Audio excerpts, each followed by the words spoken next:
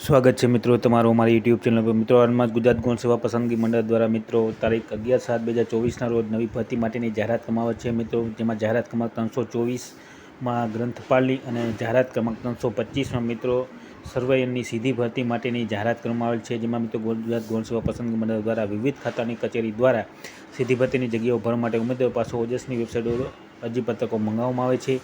આ ઉમેદવારો પાસેથી ઓજસની વેબસાઇટ ઉપરથી નીચેના કોષ્ટકમાં દરમિયાન સમયગાળામાં ઓનલાઈન અરજી કરવાની રહેશે। ઓનલાઈન માધ્યમથી પરીક્ષા ફી ભરવાની છે। છેલ્લી તારીખ નીચેના કોષ્ટકમાં ભરવાની રહેશે।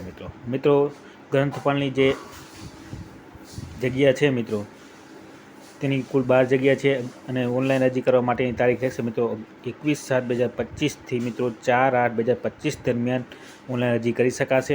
ઓનલાઈન ફી ભરવાની છેલ્લી તારીખ 7/8/2025 રહેશે। ત્યારબાદ મિત્રો જગ્યા છે મિત્રો સર્વેયરની જાહેરાત ક્રમાંક 325 કુલ 60 જગ્યા છે।